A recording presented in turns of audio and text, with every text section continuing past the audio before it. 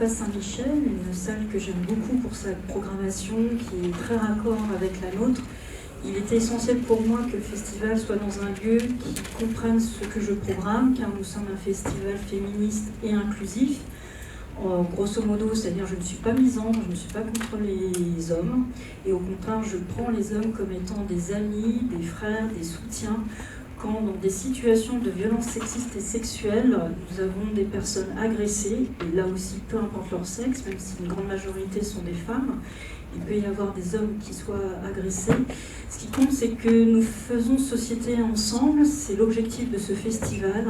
C'est que si jamais vous êtes témoin ou que vous voyez dans votre entourage, que ce soit vos amis, votre famille, vos collègues, quelqu'un qui est dans une situation délicate, et vient de lui prêter l'oreille ou de lui tendre la main parce que vous avez entendu du phénomène MeToo, la libération de la parole, et bien toutes ne sont pas capables. Et souvent, il faut juste déclencher le petit déclic qui permet à la personne d'entamer une démarche, soit de porter plainte, d'aller trouver un médecin, demander une assistance particulière, et souvent, soit c'est par timidité, par honte ou peur de vous embarrasser. Moi, l'idée avec ce festival, c'est de vous sensibiliser sur le fait que si vous êtes proche de cette personne, ça ne vous embarrasse pas. Et vous pouvez lui tendre la main et lui dire, tu sais, je connais des outils, des associations, des numéros de téléphone qui peuvent t'aider en temps voulu, quand tu le voudras, si tu as besoin d'une aide spécifique. Sur le site des festivals des sortilèges.fr, il y a toute une page sur les démarches, les outils, les procédures contre les violences sexistes et sexuelles, que ce soit pour des personnes agressées ou des personnes qui agressent, afin de prendre conscience du phénomène d'emprise, de violence verbale et physique, et de combien il est important d'en prendre conscience pour pouvoir régler une situation critique. Pour moi, c'est important parce que la violence est quotidienne, elle est proche de nous, et que j'utilise le festival grâce à la fiction, grâce à des œuvres qui nous mettent en résonance à des faits réels, mais dont on ne s'en aperçoit pas forcément dans notre quotidien. Donc ce festival est là pour ça. Pourquoi l'Indonésie? Tout simplement aussi parce que quand on parle de l'Asie, c'est souvent en fait l'Extrême-Orient. On a toujours en tête le Japon, la Chine, Hong Kong, la Corée, mais on pense très rarement à l'Asie du Sud-Est. Et moi, j'ai peur qu'on ne s'intéresse pas à ces cultures par une certaine méconnaissance, même voire un mépris, parce que je constate que dès que des populations ont un peu la carnation moins claire que d'autres, on s'intéresse moins à leurs histoires, à leur vécu. Moi, je le vois surtout quand je traite de l'Afrique, ça ne mobilise pas beaucoup de monde par rapport à d'autres problématiques que rencontrent les pays occidentaux. Et peut-être on ne s'en rend pas compte. Donc pareil, via ce festival, je cherche à visibiliser des cultures, des choses extraordinaires qui gagnent à être connues, qui méritent d'être vues, sues et lues. Et j'ai pensé à l'Indonésie pour plein de choses, tout simplement déjà parce que ce sont les 75 ans de relations diplomatiques entre la France et l'Indonésie. Je vous avoue, je n'ai pas voulu faire mon Macron et une tournée en Indonésie, c'est pas du tout mon but, c'est pas l'aspect politique que je défends. En revanche, dès qu'on parle de l'Indonésie, il y a une certaine exotisation, essentialisation, fétichisation comme beaucoup de pays asiatiques, et je voulais qu'on sorte aussi des clichés, parce que on connaît quelque chose, certaines choses de l'Indonésie, mais peut-être pas forcément le vécu indonésien. Et je ne voulais pas qu'on s'arrête à ses premières impressions, à ses préjugés ou ses clichés. Et puis c'est surtout que ce qui nous vient de l'Indonésie, ça peut être aussi souvent la même chose. Si vous avez la curiosité de voir des spectacles, c'est souvent de la danse ou de la musique. Et dans d'autres disciplines, c'est assez difficile d'en connaître davantage si vous n'avez pas cette curiosité. Et en ce qui concerne le cinéma, c'est surtout le cinéma d'action.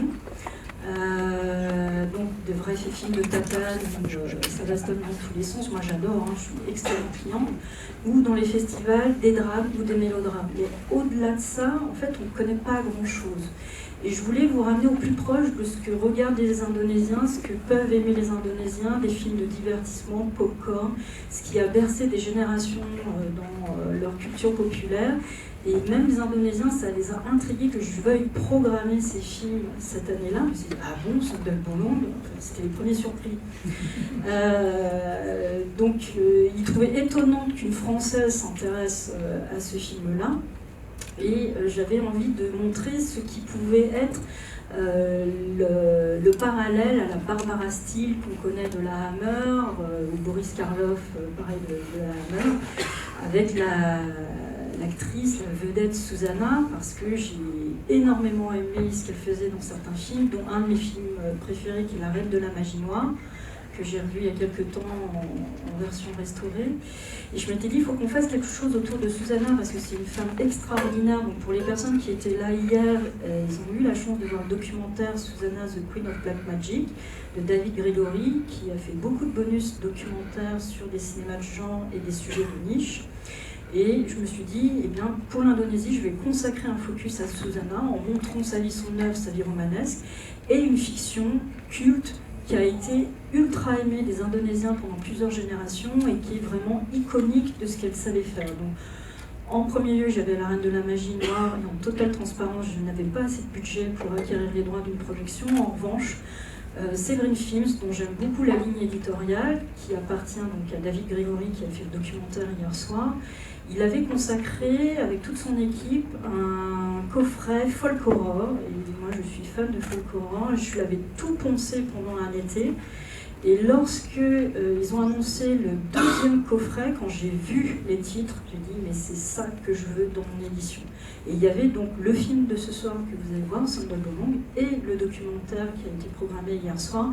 Donc je me suis dit c'est bon, je vais pas plus loin, on fait quelque chose autour de Susanna. C'est une femme qui gagne à être connue. J'avais envie que vous connaissiez sa vie, son œuvre, et surtout sa puissance de jeu d'actrice, parce qu'elle est très connue par son regard mythique, mais c'est surtout qu'elle a une puissance de jeu qui, même dans des films qui pourraient être nanar ou un peu burlesques ou grotesques ou de série B, elle arrive quand même à vous partager une mélancolie. Donc j'espère que vous êtes aussi touchés que moi par la mélancolie de la Sandal Bolong que vous allez voir ce soir, parce que ça m'émeut à chaque fois. Donc, je vous préviens, j'ai travaillé sur les sous-titres. Mon cerveau a été un peu fatigué, ainsi que mon ordinateur. Il y a 2 séquences où il répète énormément à l'aide, Sandal Bolong, Sandal Bolong, Sandal Bolong. Et à un moment donné, vous allez voir, c'est pas très synchronisé parce que je crois qu'il le crie 30 fois.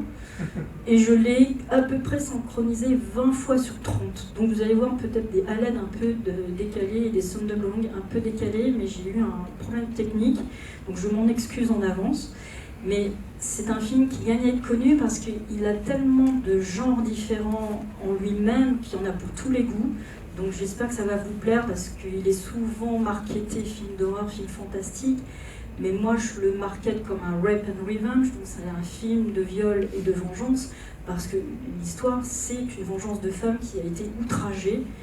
Et ce qui est intéressant et que certains ont vu hier dans le documentaire, c'est cette analyse, c'est pourquoi faut-il que les femmes en viennent à mourir pour obtenir réparation et obtenir vengeance. Ça me questionne parce que souvent quand on représente les femmes, ce sont des monstres, soit des esprits vengeurs, et il faut se poser la question pourquoi on en vient à les représenter comme ça. Et c'est le fondement du Festival des Sortilèges, c'est travailler la représentation de ces femmes qu'on a stigmatisées, ostracisées, bannies, harcelées, battues, violées, tuées, justement parce que soit elles étaient différentes, soit parce qu'elles étaient sorcières symboliques ou réelles, et que j'avais envie de travailler ce motif au fur et à mesure des éditions, et qu'à chaque édition, je change de continent et de pays pour vous montrer des cultures méconnues. Aussi, je m'aide d'une caution scientifique chaque année. Donc l'année dernière, c'était Fleur Hopkins-Loferron sur la magie scientifique. Et là, cette année, c'est en parrainage Cathy Basset, qui est à l'INALCO notamment, mais pas que, CNRS, EHESS, et qui connaît très bien l'Indonésie, qui a vécu là-bas. Et donc pour moi, il était important que quelqu'un qui connaisse le pays vous parle de son vécu, de ce qu'elle a vu, de ce qu'elle a enregistré et qu'elle va partager avec vous pendant sa petite conférence. Parce que pareil, je veux qu'on sorte de l'exotisation, je ne veux pas que moi en tant qu'occidentale j'applique ma grille d'analyse qui est déjà biaisée, déjà déformée, et que je préfère que ce soit les Indonésiens qui parlent de leur culture ou des personnes qui connaissent bien la culture et qui ont vécu là-bas, qui parlent la langue. C'est pourquoi aussi les sous-titrages, on n'a pas voulu partir de la version originale sous-titrée anglaise, qui m'aurait facilité la chose, mais j'ai fait appel à Aline, parce qu'elle a été d'une justesse sur les remarques pour la culture indonésienne, donc c'était pour moi très important, et pour les personnes qui étaient là hier, il y avait des courts-métrages indonésiens, et elle nous a été utile dans la sélection pour justement pointer des aspects culturels que l'on n'a pas ici. Donc pour moi, c'est vous partager une culture le plus respectueusement et le plus fidèlement possible, parce que je sais que je ne suis qu'une petite Française européenne dans un continent occidental, et que je suis moi-même façonnée par des clichés et des préjugés. Donc c'est extrêmement important. Aussi pourquoi c'est maintenant, et je vous fais rater la fête de la musique, c'est parce que dans la culture païenne, le solstice d'été, c'est l'un des moments les plus importants pour les sorcières. Donc jamais vous ne me verrez faire un festival à Halloween. Je suis contre Halloween. J'aurais pu le faire pour la nuit du Walpurgis, mais la plupart des franciliens partent fin avril, début mai, donc je n'ai pas placé le festival à ce moment-là, donc c'est en directe concurrence avec d'autres gros festivals concomitants. Et la fête de la musique, donc je vous remercie sincèrement d'être présent parce que c'est précieux pour moi. Votre billetterie, vos dons ou vos adhésions permettent de financer les prochaines éditions et surtout de rémunérer des intervenants parce que vous le savez, la culture souffre, il y a des coupes budgétaires. Moi je n'ai pas eu de subvention, donc tout est sur mes économies. Et une partie de mes économies rémunère les intervenants que j'invite. Donc pour moi, c'est de garder du lien avec des gens qui transmettent, qui font la culture, et qui pour moi, il est important de continuer à les visibiliser, à les mettre en avant. Vous me dites aussi, festival féministe, mais tu programmes des longs métrages de réalisateurs. Vous en êtes conscient, 99% de la production et les mises en scène sont masculines, et c'est ce pourquoi j'ai montré des courts-métrages hier soir, c'est pour aussi visibiliser et valoriser la création féminine émergente. Donc si vous n'étiez pas là hier soir, d'ailleurs pour qui c'est la première fois au festival? Ah oui, vous êtes nombreux. Merci de venir et d'avoir bravé la chaleur pendant le temps d'attente et les enceintes. Donc vous verrez que mon festival se pose beaucoup de questions et en termes de programmation a un réel souci de ce qu'on veut montrer, comment on veut montrer et avec qui on va le montrer. Pour moi, c'est très important de respecter les cultures qu'on programme parce que moi-même, je méconnais beaucoup de choses du pays que je programme et donc je m'aide toujours de personnes qui viennent du pays et qui s'y connaissent. Pour terminer, parce que je voudrais que vous connaissiez tout de suite ce que Cathy a vous partagé, je voudrais remercier les partenaires. Donc d'abord Séverine Films qui m'a donné l'accès à ces films, mes bénévoles qui ont été, je pense, l'équipe la plus besogneuse de tous les festivals parce que je les ai fait cravacher comme pas possible. Notamment donc Aline pour les sous-titrages que vous avez pour les films indonésiens, Anne pour les DCP, et puis nous avons Adela, Lorraine, Mauriette, Étienne et Florent qui m'ont aidé à ce que vous voyez ce soir soit réalisable. Et puis les partenaires, hier on a fait gagner The Raid 2 et Garuda Power, le documentaire de Bastian Mersol, l'un de nos intervenants, sur le cinéma d'action indonésien, donc c'est Walsa Vidéo. Et puis nous avons deux partenaires indonésiens, la Maison de l'Indonésie et Solidarité Indonésie. N'hésitez pas à aller voir leur stand parce que pareil, je programme des créatrices. Donc l'année dernière, c'était Audrey Géama que j'avais programmé pour ses collages. Et cette année, je voulais mettre en avant des artistes et des artisanats indonésiens via des entrepreneurs femmes.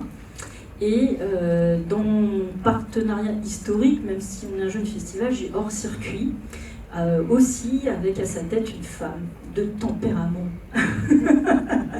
Et donc j'aime bien m'entourer de ces femmes, donc que ce soit Stéphanie, Iba ou Eka, et ben, elles portent à bout de bras leurs projets et moi-même, à ma petite contribution, je veux visibiliser ce genre en fait, d'initiative.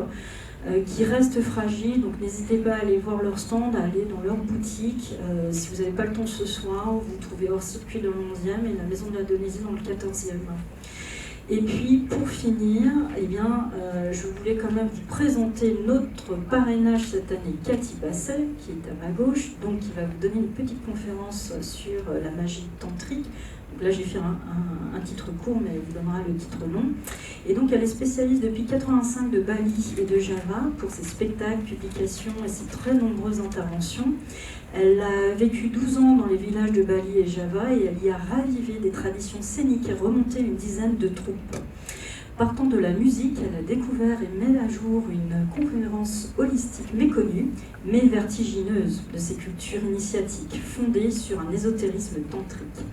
Depuis sa thèse d'ethnologie sur la musique du gamelan, elle est associée au Centre-Asie du Sud-Est CNRS EHESS INALCO et elle succède à Xavier Gauthier qui était notre précédente marraine, donc la fondatrice de la revue Sorcière et dans la lutte pro-IVG pour les droits féministes dans les années 70. Et de plus, Cathy, il est essentiel donc de la faire participer parce que j'avais envie qu'elle vous fasse partager quelque chose que vous ne connaissez pas forcément, et c'est aussi le but de ce festival, c'est d'aller un peu plus en profondeur pour vous donner des pistes, des ouvertures, des introductions, autres que ce qu'on a l'habitude de vous servir tout près. Et donc je laisse la place à la magie réelle et sa rationalité tantrique, musique, figure de Rangda la veuve et théâtre pour le cimetière.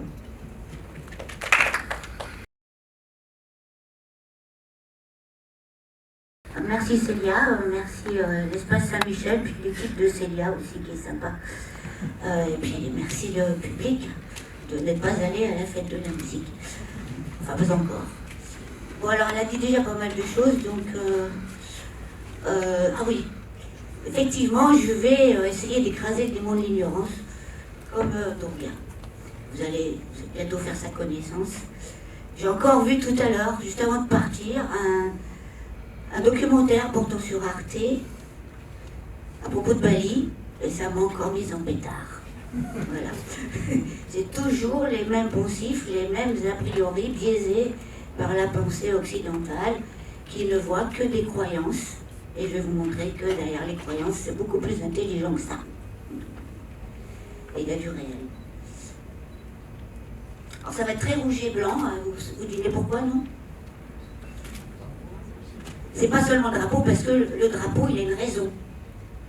Et vous allez voir laquelle. Alors, par rapport au film, le lien n'est pas évident, hein, parce que donc Sundal Bolong et sa collègue Kuntilanak Pontianak, ce sont des fantômes, des mortes vivantes, et donc c'est du surnaturel, donc des croyances, donc pas ce que j'ai fini par trouver là-bas. Et c'est du folklore, je dirais. Du monde malais, qui s'étend assez loin parce qu'en Thaïlande on trouve des choses assez semblables. Tandis que moi, ah oui, peut-être que ceux qui n'étaient pas là hier, vous ne savez pas du tout ce que c'est, Sundal Bolong. Vous voyez, elle a un trou dans le dos. Hein.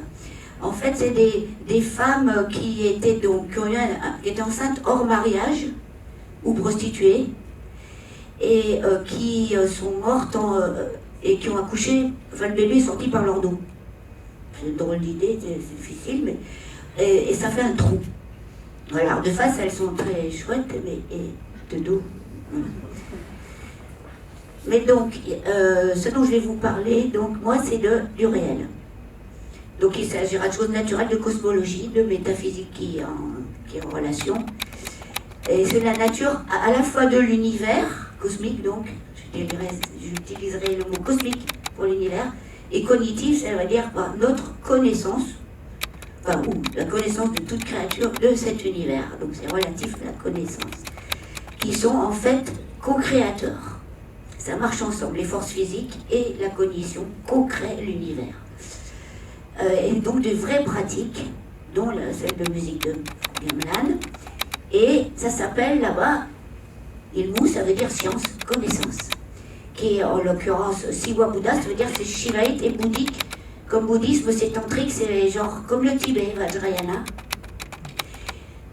Et c'est donc une science initiatique hindou-bouddhique ça a commencé à Java Est et ça continue à Bali. Ça a commencé au XIe siècle. Ça continue un peu ailleurs aussi, mais sous les monothéismes. Tandis qu'à Bali, c'est resté encore le culte officiel. Alors il y a quand même un rapport avec le film. Il y a ça, cette série de choses. Le féminin, plutôt terrible. La décomposition de la matière, et en particulier des cadavres. Le cimetière. Les super pouvoirs qui sont tirés de ces trois choses ensemble. Aussi des vengeances féminines. Et la versatilité des apparences, c'est-à-dire que ces femmes-là, dans leur état de déploiement de pouvoir, elles peuvent changer d'apparence. Mais il y a des hommes aussi qui font la même chose.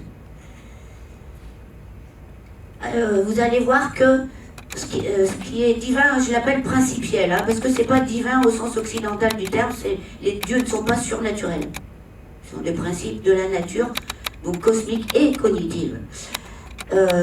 C'est mêlé au présent et à la fiction, tout le temps. Même dans le théâtre, il y a des moments où vous verrez sur les vidéos, ça s'arrête tout d'un coup, c'est pour de vrai. Hein. Et là, par exemple, la divinité, elle est vraiment invoquée et elle est vraiment présente là, puisqu'elle n'est pas surnaturelle, elle peut. Elle est dans le masque et dans le corps d'initié. C'est un homme qui porte le masque. Alors, je vais vous parler de ces quatre-là.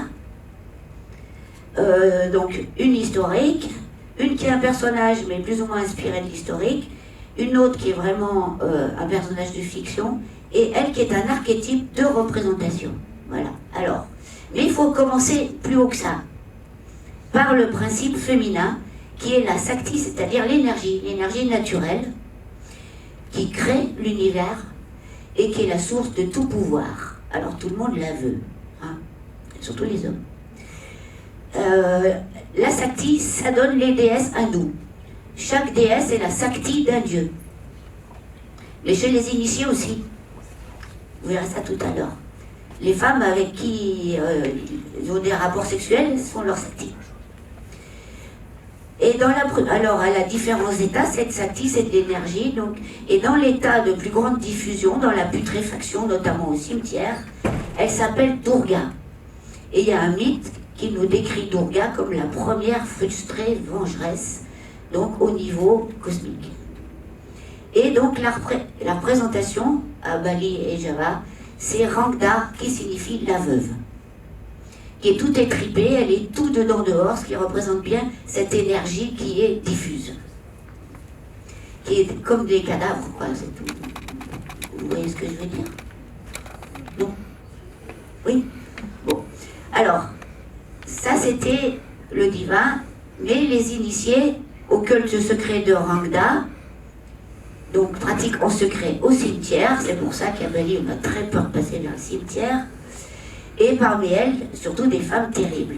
Alors il y a dans la littérature sanskrite, tantrique, les yogini, dakini, bhagini, il y a dans la fiction Mahabharata des Vaikunthi, la fiction, semi-fiction javanaise Mata Gede, alias Chalonarang, et d'autres veuves initiatrices. La façon de raconter l'histoire de Java, c'est plein d'histoires comme ça de héros qui ont été initiés par des veuves.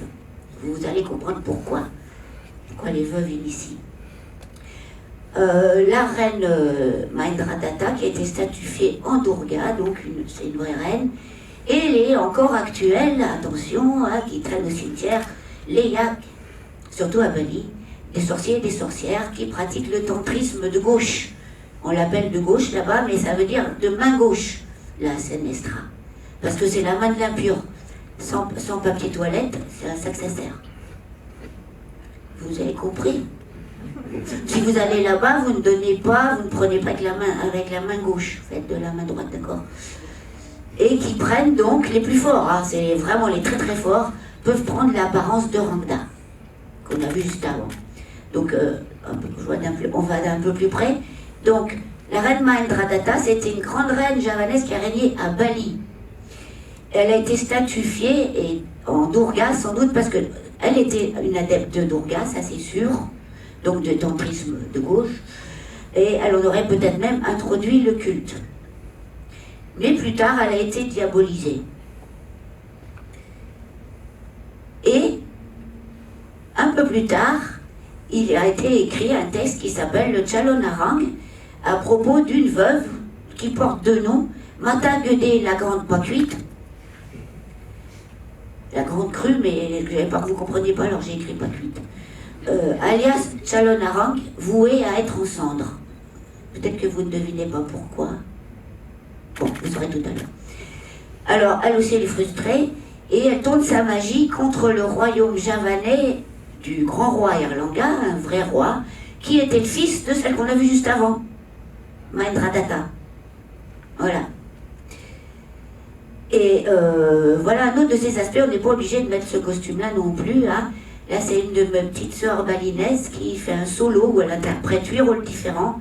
Et là, elle est en train de faire ce que fait donc cette Tchalonarang, de déterrer un cadavre de bébé au cimetière, auquel elle rend la vie avant de lui couper la tête et de se baigner de son sang.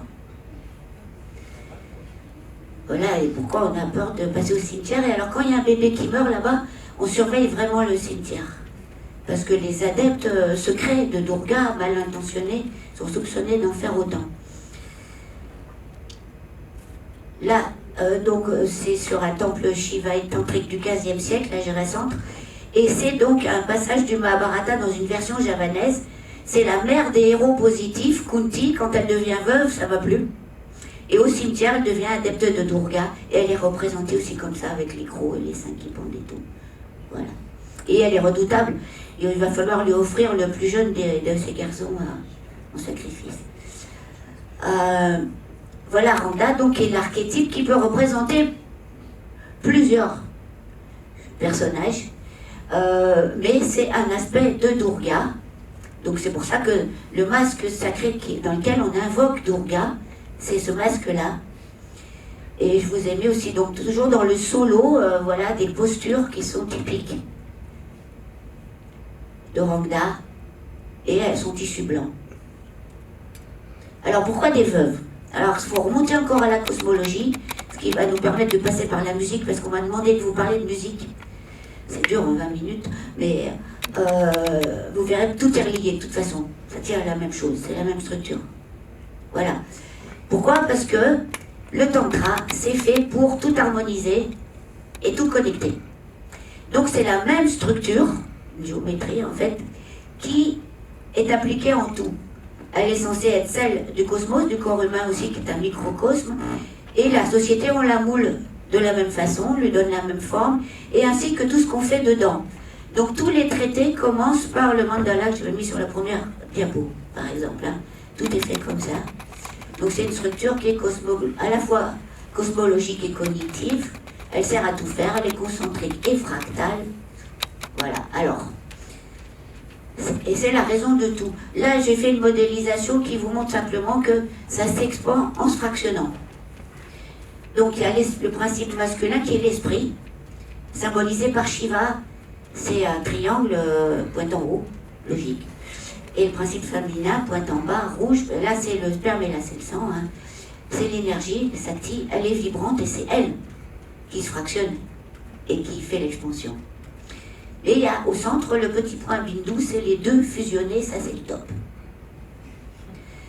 Et en fait, vous voyez, ça ressemble pas mal à la structure musicale, au système de base, et puis ça a donné le drapeau de l'Indonésie, Siaman, hein, qui s'appelle le Vénéré rouge et blanc. Alors, ce qui se passe, c'est que il y a un esprit concentré, c'est plus celui d'un yogi humain, mais aussi celui de Shiva au niveau principiel, quelque chose de très concentré, mais dont l'énergie finit par émaner, et comme ça vibre, eh bien ça va des longues ondes aux ondes courtes, etc. Et ça se fractionne de plus en plus en créant les différentes couleurs, les différents sons, etc. Toute une diversité de choses qui fait que l'esprit est entraîné aussi à constater toute cette diversité et finit par choir dans les détails et s'y perdre. Et donc il y a une désagrégation des corps, mais aussi de l'esprit et social, donc dans l'individualisme, etc. Alors que la réalité, c'est un continuum gradué, comme le sont les couleurs, les sons, on ne peut pas dire où s'arrête le rouge, où commence l'orange, etc. Hein. Le nombre de couleurs, ça dépend, hein. C'est comme on veut. Si on est tapissier, il y en a plus que 6. Et puis les fractales que le Vajrayana, le bouddhisme tantrique, avait trouvé bien avant Mandaliput.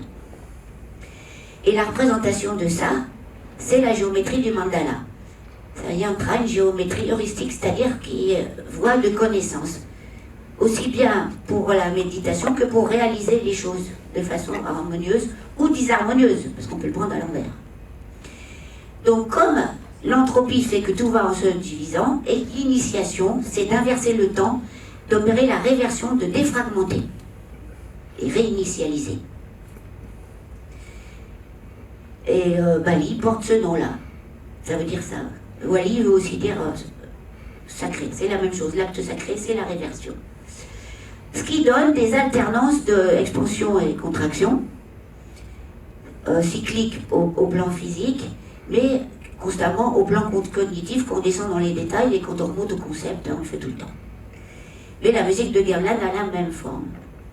Donc c'est ces mouvements-là qui sont la danse de Shiva, roi de l'univers. Et le suprême, c'est en fait quand le masculin et le féminin font un. Comme le petit point. D'ailleurs, les grands initiés à Bali, que sont les grands prêtres ou grandes prêtresses, ainsi que les prêtres marionnettistes, ils officient à travers leur corps virtuel d'initié, qui est un corps d'Ardhanashvari. Ça, un corps bisexué comme ça, mais avec le I du féminin. C'est un corps qui est en lettres et qui est vibrant, mais ça serait trop long à expliquer. Alors pour ce qui est de la musique, elle est faite comme l'univers. C'est les mêmes flux que la danse de Shiva. C'est de la sakti vibrante, hein, la résonance, c'est la sakti aussi. Et ça fonctionne comme les vélos, avec les plateaux et les vitesses. Les vélos modernes. Là, j'en ai mis un là. Hein. Donc vous avez des expansions, alors c'est bien pour faire de l'artistique, hein.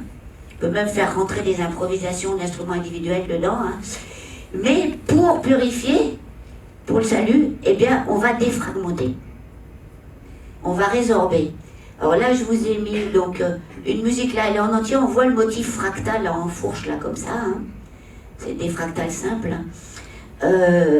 Et on voit le même en 2 pour 1.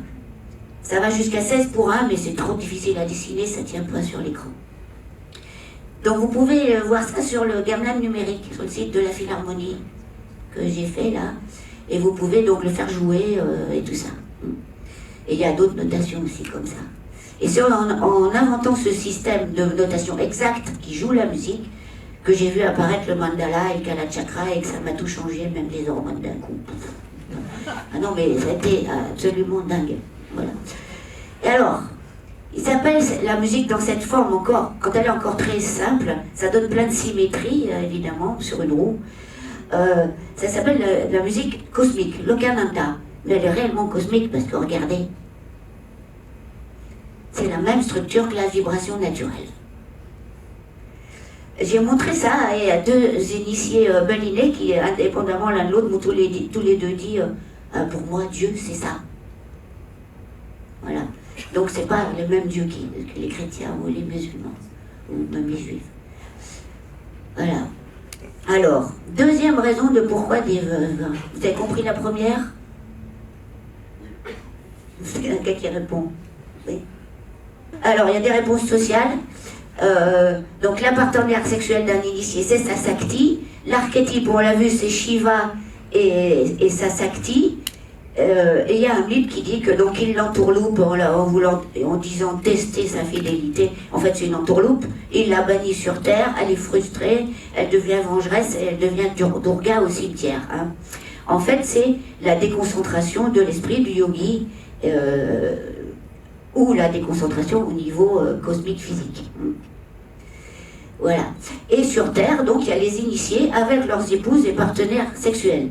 Puisque dans le tantrisme, il y a aussi du yoga sexuel, c'est pas pour rigoler, c'est sérieux, mais je n'y connais rien, je vous en parlerai pas plus. Et donc, il y a des saktis privés et publics. Les danseuses, chanteuses, dans la tradition, c'est des filles publiques qui étaient là aussi pour ça. Hein, un peu des prostituées sacrées. Et donc, les veuves, elles ont été initiées avec leur mari, Et une fois livrées à elles-mêmes, parce qu'elles sont ostracisées, virées, eh bien, elles deviennent facilement des initiatrices, elles aussi, prostituées ou non. Et dans le théâtre Chalonarang, dont vous verrez des vidéos, eh bien, c'est un théâtre qui fait pour que Rangda, c'est-à-dire Durga, la Sakti dans son état le plus diffus dans la putréfaction, elle soit réunie à nouveau à Shiva, qui lui est devenue une grosse bête, pleine aussi tout dedans dehors, et que comme ça, elle redevient Uma, tout recommence au début. Ils redeviennent l'un. On recycle, on réinitialise. Voilà. Alors qu'ils disent tout le temps, ils disent que c'est le bien, Shiva, Barong, la bête, contre le mal, la veuve. C'est faux. C'est deux principes égaux et qui marchent ensemble. Là voilà, le Sakti là, qui rentre à l'intérieur, hop, et ça fait un. Donc voilà, comme ils sont initiés par couple, ça détermine le sort des veuves. Et le Sati, donc la crémation des veuves, en même temps que leur défunt de mari, eh bien c'est pour former l'unité. Mais, bon, ça a été souvent interdit hein, en Indonésie par les Hollandais, colonisateurs. Donc les veuves sans Sati ne sont pas très bien vues. Souvent, à Bali, par exemple, elles sont séparées de leurs enfants, sauf si un frère du défunt les épouse. Mais initiées et livrées à elles-mêmes et frustrées, c'est dur comme condition, sont un peu, voilà, un peu dangereux, d'autant plus qu'elles sont puissantes puisqu'elles sont initiées. Voilà. Et donc elles peuvent vraiment se tourner, en particulier vers le tantrisme de gauche, parce qu'on commence par apprendre celui de gauche. C'est comme un peu les médecins, ils commencent par apprendre les maladies avant d'apprendre à les guérir. Peut-être. Hein. Et toute science est ambivalente, donc les pharmaciens peuvent empoisonner, voilà. Alors, deuxième chose, ce holisme, il est kabbalistique, c'est une expression d'un spécialiste du tantrisme, c'est la pensée analogique dite magique. Vous allez voir 3 extraits vidéo très courts, qui sont en rapport avec la musique quand même, parce que regardez ça. Alors voilà le mandala qui sert à tout. J'ai pas mis grand chose dedans, mais c'est pas un grand initié, hein. Mais plus on avance et plus on peut y mettre l'univers dedans. Hein. Et comme ça, tout harmoniser ou désharmoniser. Hein, on peut désharmoniser. Et donc, il y a ici, j'ai mis la musique, il y a l'échelle mélodique masculine qui est associée au dieu, au dévoirs des points cardinaux. Et l'échelle féminine, ah mais zut, c'est trop sensible. L'échelle féminine qui est là aux orients secondaires, donc avec les saktis de ces dieux, les déesses. Voilà. Et alors, ce qui est remarquable, c'est que la note d'ici, du couchant, c'est le cimetière, la mort, tout ça, hein, la note voyelle, elles sont nommées par les voyelles, les notes, la note E, Deng, elle n'est fondamentale que pour l'impur. Pour justement Durga, Rangda et les Bhuttakala qui sont son armée de sujets. Alors, sur les Bhuttakala, on vous dira tout le temps que c'est des mauvais esprits, c'est tout le contraire. Il n'y a pas plus dénué d'esprit. Ça veut dire matière fractionnée, c'est la putréfaction, c'est les micro-organismes, les hormones, toutes ces petites choses-là qu'on ne peut pas voir sauf sans microscope et qu'on domine difficilement, qu'on maîtrise difficilement. C'est ça les Bhuttakala que le tantrisme de gauche maîtrise. Et vous allez voir dans les trans de possession ce que ça arrive à faire. Là, je passe vite. Bon, ça c'est les symétries musicales, mais tant pis. Hop. Alors, le premier extrait qu'on va voir, c'est à la fin du théâtre. Je commence par la fin, tant pis. Du théâtre qu'on joue au cimetière ou dans la jungle, aux plages ou au carrefour, qui sont les endroits impurs, les endroits où les choses se séparent. Donc il y a l'histoire de la vieille sorcière Matagde qu'on a vu tout à l'heure, hein, la pas cuite, ou la vouée au centre, qui a une Elmoud Léac, donc qui peut se projeter dans différentes apparences, et comme elle est très très forte, elle peut se projeter dans l'apparence de Rangda, qui est celle de sa divinité d'identification Durga. Mais dans ce théâtre-là, on éteint les lumières et ça devient pour de vrai. Et il y a un moment où on les éteint aussi, où on apporte un vrai faux cadavre, pour lequel on fait un vrai rituel funéraire. C'est un initié. Et quelqu'un au micro va appeler pour lui les Léacs, les vrais du coin. Pas par leur nom, mais en disant les Léacs de tel patelin, etc. Pour qu'ils viennent affronter l'initié qui va passer la nuit tout seul au cimetière. à les affronter. Comme ça, s'il y a des gens qui meurent, on sera débarrassé de quelques mauvais plaisants et plaisantes. Vous avez compris? Bon. Donc on refait l'union, on réinitialise l'univers et en plus on se débarrasse des méchants sorciers. Alors, premier extrait, donc ici il y a eu toute une pièce de théâtre avant avec du chant, de la danse, tout ça, des moments rigolos et tout, de l'actualisation, etc. Et là, ils vont se retrouver, Barong et Rangda, et c'est là qu'on dit aux touristes que Barong c'est le bien et qu'elle est le mal et que le bien va gagner. Non, c'est pas ça du tout. C'est qu'ils se retrouvent, ils se reconnaissent, et ils vont faire l'amour, et hop, ils redeviennent le petit point. Voilà. Alors là, vous voyez une dame qui est possédée par la chef des Boutakala. C'est pour ça qu'elle se tient comme ça. Hein. Quand on se tient comme ça, c'est qu'on est possédé là-bas. Hein. On croise les bras. Enfin, les postures qu'on prend en Occident, il faut qu'ils soient possédés pour les prendre là-bas. Vous allez entendre que ça va moduler la musique, ça va passer sur la note d'aigle à un moment.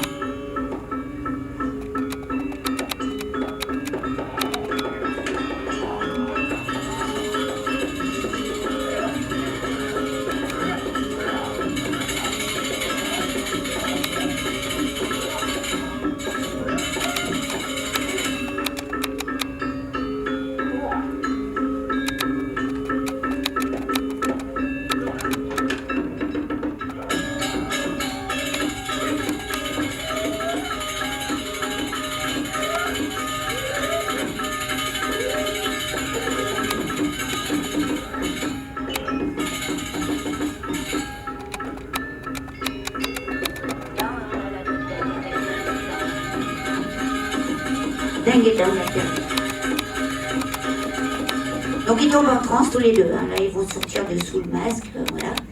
Deuxième extrait. Là c'est la fin normalement, ça dure presque 1 heure les transes de possession, et là, là où je vais, elles sont assez terribles, c'est héréditaire. Donc ça peut tomber sur des filles ou des garçons, hein. Ils sont possédés par les Boutakala qui ne sont pas franchement raffinés. Donc on leur offre un banquet assez terrible d'alcool, alors que les balinais, et encore moins les balinaises, ne boivent pas du tout. Et c'est de l'arak à 50 degrés, ça prend feu et qu'il y a de l'allumette. Et ils réclament des épées, ils les retournent contre eux, mais ils sont invulnérables dans cet état-là. Et puis on leur donne aussi des poussins vivants et qui vont être désintégrés dans les gosiers. Il ne va rien en rester sans qu'ils les déglutissent. Ça, c'est la force de la décomposition. C'est difficile à comprendre, hein. Moi je croyais qu'il fallait leur faire un scanner, voir ce que ça devenait, toutes ces plumes, parce qu'ils avaient pas mal au ventre, ils se rappellent de rien. Hein. Mais non, ils ne déglutissent pas. Un balinet me l'a dit, j'ai regardé de près les vidéos, non, ils ne déglutissent pas. Ils disparaissent. En plus, ils ne saignent pas, les poulets. Enfin, ils sont petits. Hein. Alors, si je la passe en entier, vers la fin, ça devient horrifique, je vous préviens. Je passe au milieu, voilà.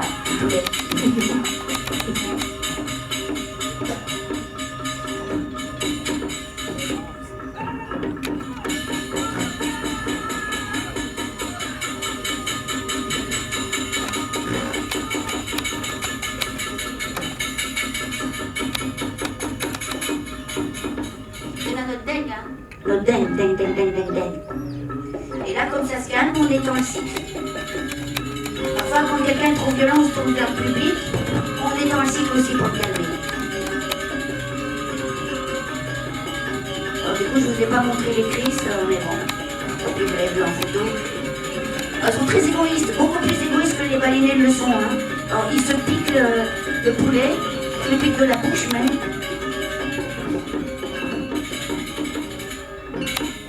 À bouche. Voilà, hop. Voilà.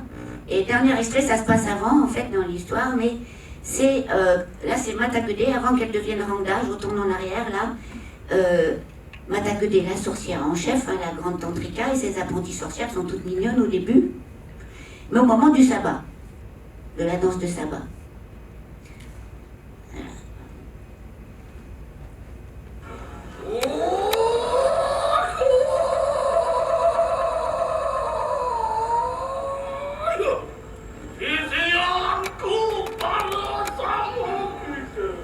Mes apprentis sorciers, toutes mes apprentis.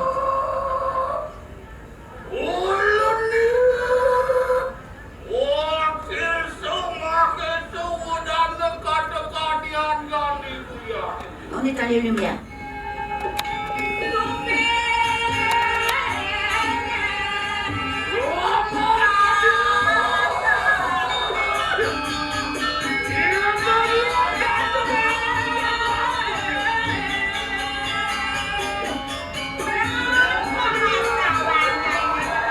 Et elles vont se transformer en afro-légates. Et là, c'est avec des masques, hein. Elles ne sont pas initiées. C'est seulement l'homme qui joue le rôle de Mata Bébé qui est initié.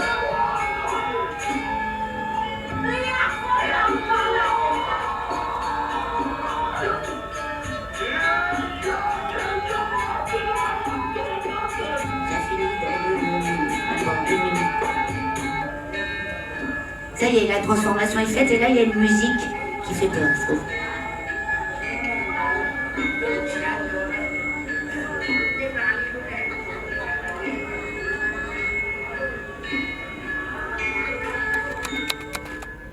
Voilà. Et voilà la dernière diapo. Alors tout à l'heure j'allume la télé, je tombe sur quoi ça? Voilà, c'était le documentaire d'Arte sur Walter Spies. Et vous voyez, alors c'est ça là, les yaks, il y en a qui sont comme ça, en Thaïlande aussi. Eh bien voilà, merci.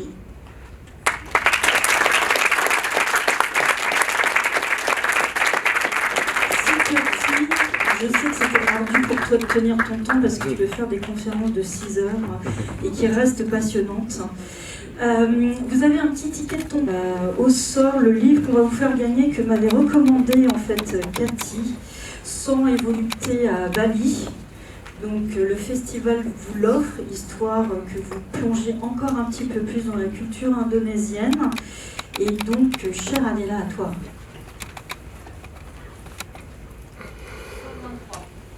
123. Donc ça va être cette demoiselle, puisque je n'ai personne d'autre à se signaler, ou ce monsieur. Et bien voilà. N'hésitez pas à m'en faire un retour, à me dire ce que vous en pensez, à nous taguer sur les réseaux sociaux, @dessortilèges, vous pouvez vous abonner. Et donc si vous voulez connaître davantage de choses sur ce qu'a fait Cathy, elle a notamment publié des choses. Donc là j'ai dans la collection Autrement l'ordre cosmique et de la quotidienneté à Bali notamment. La représentation touristique dont elle vous parlait, c'est par exemple ça en fait, c'est le masque de Rangda que l'on voit partout dans la culture indonésienne, qu'on vend aux touristes. C'est l'une des premières images en général que les touristes voient de l'Indonésie. Et donc c'est pourquoi je voulais que Cathy vienne, c'est pour vous montrer que c'est un peu autre chose que ça, l'Indonésie. Et surtout, avant de passer la parole à Bastian, pour les amateurs de cinéma, de culture indonésienne ou qui veulent approfondir, je ne peux que vous conseiller d'aller dans vos médiathèques de proximité. Paris a un maillage fabuleux de médiathèques. Et je suis une grande défenseur du service public. Et donc, à chaque présentation de mes films ou de mes cours de cinéma, je sors tout ce qui construit mes programmations.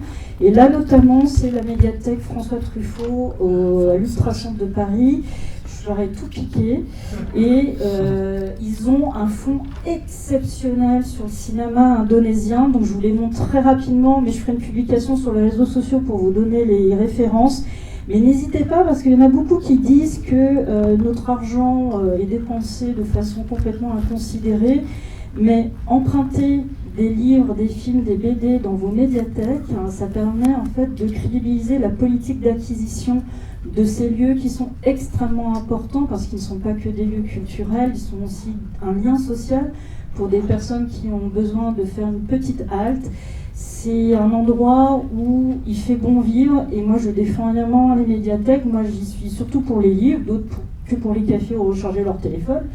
Mais moi c'est surtout les livres qui m'intéressent, et vous avez véritablement une collection extrêmement hétéroclite sur justement la représentation des individualités fantastiques, notamment ce livre-là, Howling Monsters, que je vous recommande fortement.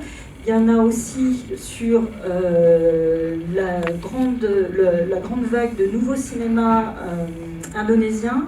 Et si vous étiez hier soir au documentaire, vous avez vu un des intervenants qui s'appelle Thomas Barker. Et il a écrit ce livre-là, donc vous pouvez le lire, c'est juste qu'il faut que vous soyez anglophone. mais il est aussi passionnant dans l'analyse qu'il fait de la culture indonésienne politique, dont on avait vu quelques petits extraits, et puis tout le décryptage sur qu'est-ce qui a été les moments forts du cinéma indonésien, son histoire, son œuvre, et la dernière, c'est les spécificités culturelles du cinéma indonésien. Je vous recommande vraiment de faire une petite halte à Truffaut et dès que je les ai rendus, donc dès mardi, dès que je les ai rendus, vous aurez droit à votre tour de les piquer, de les compulser, c'est passionnant et vous en apprendrez plein de choses que vous méconnaissez sur cette culture qui est extrêmement riche, et je vais laisser la parole à Bastian pour Sundel Bolong.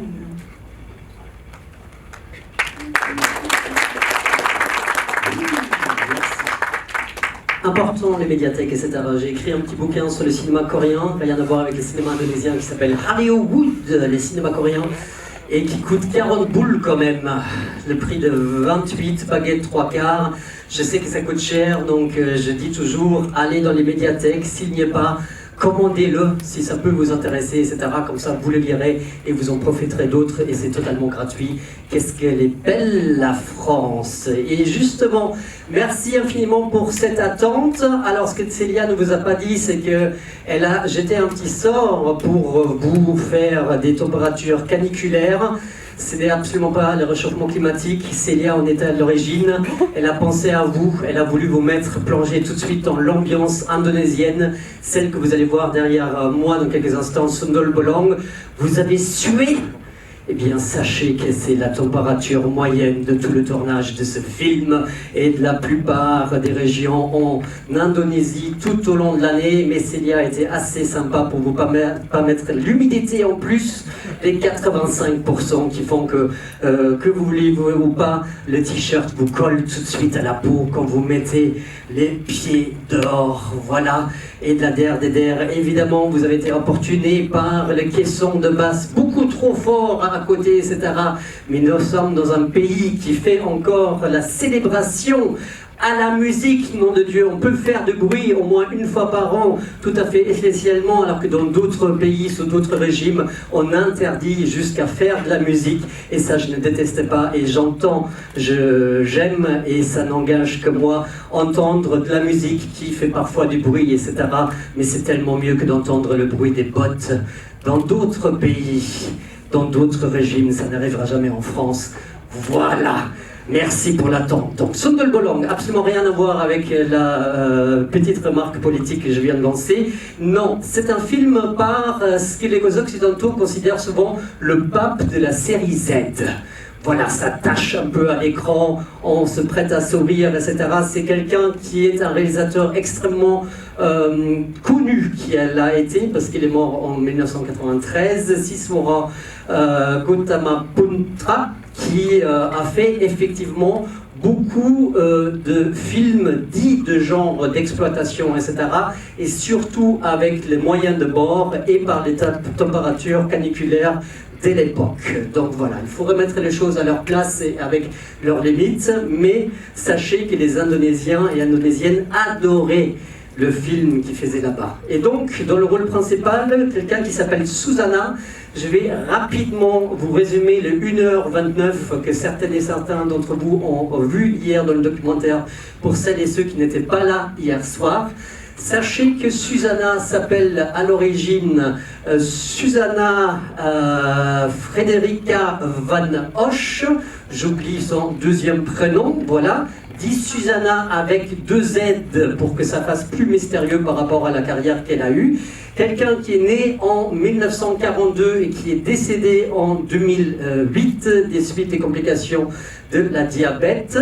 Elle a commencé du cinéma à l'âge de 16 ans, donc en 1958. Elle va faire une 50aine de films entre 58, mais surtout à partir de 71, jusqu'en 1992, où elle décide de mettre un premier terme à sa carrière suite à son mariage. Elle va faire un ultime film en 2007, avant sa mort. Mais c'est véritablement en 1981 qu'elle va se révéler au public. Ça va être un petit peu tardif, un peu comme Louis de Funès, qu'on a découvert à la quarantaine, etc. Elle, ça va être en 1981. Pourquoi? Parce qu'elle va nous sortir deux bombes la même année. Le premier film, c'est La Reine de la Magie Noire, incroyable, et le deuxième, c'est Sondelbolong. C'est véritablement le film qui va la révéler au public. Pourquoi? Parce qu'elle va vous péter à la tronche avec sa beauté, avec son regard de dingue, avec son charisme, etc. Le public indonésien à l'époque n'a pas compris ce qui lui déferlait dessus. Il y a d'autres raisons pour cela. La deuxième raison, c'est que c'était effectivement la toute première adaptation du folklore dont vient nous parler Cathy, en fait, de Sondelbolong. C'est extrêmement connu dans le folklore de l'Indonésie. Toutes les Indonésiennes et Indonésiens connaissent la légende. Je vais la résumer, mais l'étendre un tout petit peu. Il y a différentes variations qui ont été faites au cours des décennies et des siècles, mais sachez qu'en gros, à la base, il y a une femme douce et plus ou moins vertueuse, mais toujours belle. Parfois elle est orpheline, parfois elle est déjà fiancée, mais à un moment donné, elle a été une prostituée, une sondole. Et fait extrêmement important, à un moment donné du film, de la légende, eh bien, elle va être abusée sexuellement, physiquement, elle va être violée, elle va tomber enceinte. Voilà, elle va vouloir avorter. Et du coup, elle va accoucher de son bébé par le dos. Et elle va en crever pour entamer sa transformation en tant que Sondelbolong, parce que toute femme qui meurt en couche et qui n'aurait pas droit à des rites funéraires en Indonésie devient un esprit errant, itinérant. Donc il y a Sondelbolong, mais il y a aussi des variations. Voilà. Tout le monde connaissait ça, voulait le voir sur le grand écran, et ils en ont eu pour leur argent. Ce qui est extrêmement également, c'est que c'est à l'époque, le cinéma indonésien, à la fin des années 70, au début des années 80, était amorcé un âge d'or. On allait passer de 30 films produits par an à 125 films. Mais ce qui primait à l'époque, c'était les mélodrames et les comédies, et notamment les comédies de Warkop, qui en ont fait 34 entre 1978 et 1992, et qui s'étaient inspirés des charlots français pour faire leurs blagues. Et donc il y a des séquences entières reprises des 16 ou 18 films qu'ont commis les charlots en France. Les Indonésiens, Indonésiennes en ont eu droit à 34. Voilà. Et Sondelbolong était l'un des tout premiers films d'horreur. Et effectivement, on a déjà plusieurs fois amorcé, dit qu'il y a différents genres dedans. C'est que les producteurs ne savaient pas du tout si ça allait marcher. Et pour ne pas trop horrifier leur public, ils se sont dit, on va prendre du mélodrame parce qu'on sait que ça cartonne, on va prendre la comédie débile parce que ça marche, etc. L'humour des charlots, super en Indonésie. Et ils ont tout ça mis dans un shaker pour faire Sondelbolong, et ça cartonnait. En fait, Sondelbolong va être le premier film d'horreur qui va être à l'origine de douzaines. Quand un film cartonne, eh bien, on fait des douzaines d'autres films de même genre. Sachez que rien que l'année de la sortie de Sondelbolong, il y en a eu 4 autres, en fait. On a fait des remakes plus ou moins officieux, dont un avec Susanna. Et dans les années qui suivent, il y en a eu des douzaines, voire des centaines. Et ça dure encore jusqu'à nos jours. Il y a même eu un Sondelbolong 2 que vous pouvez trouver en piratage illégal. C'est mal de le faire, mais je ne serai pas avec vous qu'on le ferait, sous le titre international de Lake Erie, qui est en fait Sondelbolong 2, qui est à peu près les remakes, mais en moins réussi de ce premier que vous allez voir, mais à la différence que Susanna pourra cracher du feu de sa bouche et tirer des lasers de ses yeux. Voilà ce qui n'arrivera pas dans le premier, sans vous spoiler l'affaire. Et la der des der, c'est ce qui a été déjà dit également, mais c'est extrêmement important à souligner. Pourquoi le carton de Sondelbolong? Parce qu'il faut voir au-delà des images, en fait. Pourquoi ça a autant parlé aux Indonésiennes et Indonésiens de l'époque? C'est parce qu'ils étaient sous une dictature extrêmement dur à l'époque. Il y avait plein de gens qui disparaissaient. On ne pouvait pas faire juste la musique comme ça, etc. Non, je ne veux pas m'aventurer sur ce terrain. C'était extrêmement dur. Les cinémas devenaient un petit peu un exutoire. Le pourquoi de l'âge d'or dans les années 80 des films d'action et des films d'horreur, c'est parce que les gens qui étaient oppressés, eh bien, vivaient quelque chose à l'écran. Ils vivaient la violence qu'ils auraient bien voulu commettre contre plus fort qu'eux, contre les corrompus à la place de leur pays, dont ils étaient incapables. Donc ils aimaient voir cette vengeance, et surtout un esprit vengeur, Sondelbolong, qui va punir les méchants corrompus, parce que ce sont des hommes de pouvoir qui l'ont violés, qui ont abusé d'eux. Et sous-entendant évidemment que le film a également beaucoup parlé aux femmes. Alors effectivement, avec le Festival des Sortilèges et en dehors, on accentue un peu le fait que les femmes, ça leur parlait parce que patriarcat, abus physique, violence, énormément de viols commis à l'époque. Évidemment, c'est aussi un tout petit peu la réappropriation d'une certaine vision de l'époque, parce que pour avoir beaucoup étudié Susanna, etc., elle n'a jamais vraiment parti pris pour les femmes, etc. Elle n'aura jamais voulu se poser en tant que symbole, parce que ça n'existait pas, c'est quelque chose de tacite en Indonésie, mais je pense que dans le subconscient, on mettait le doigt sur quelque chose. Le pourquoi du comment aussi du succès de Susanna, parce qu'elle parlait aux femmes, voilà, qui prenaient leur enfance, qui les défendaient, leur défense. Voilà, toute dernière chose, vraiment 30 secondes, c'est que vous allez rire pendant le film. Pas forcément parce qu'il est drôle, mais parce qu'il nous paraît drôle. Les effets sont un peu vieillots, etc. C'est extrêmement cheap. Il arrive des trucs qu'on n'a jamais vus ailleurs, etc. Oui. Mais pour avoir fait mon documentaire sur le cinéma d'action indonésien, j'ai eu énormément de témoignages d'anciens spectatrices et spectateurs de cette période qui m'ont dit: Bastian, évidemment, on savait que ce n'était pas pour de vrai. On le savait, mais on a voulu y croire. Parce que c'est ça la magie du cinéma, c'est ça ce qui nous faisait sortir de notre quotidien de merde. On adulait. C'est la magie du cinéma, pourvu qu'elle opère aussi sur vous. Riez à gorge déplorer, c'est que Cicero aurait bien voulu dire. Déplorer, ça veut rien dire. Voilà, bref, riez, c'est tout. Vivez. Merci Festival des Sortilèges, merci d'être là.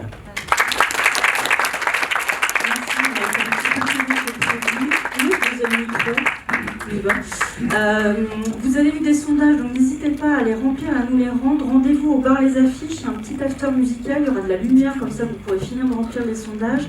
Ça va nous permettre de nous améliorer pour les éditions prochaines. Et puis surtout soutenez-nous, abonnez-vous à nos réseaux sociaux, on a un petit stand à la sortie. Donc n'hésitez pas à acheter badges, affiches, tote bags. J'ai fait des tote bags cette année, il paraît qu'ils sont magnifiques. Donc n'hésitez pas, il y en a plein. Je vous souhaite une bonne soirée et rendez-vous à la fin, on se débriefe du film. J'aimerais bien que vous me parliez du clou dans la tête, ce que ça vous fait. Je suis très très curieuse de l'impression que ça va vous laisser. Bonne séance.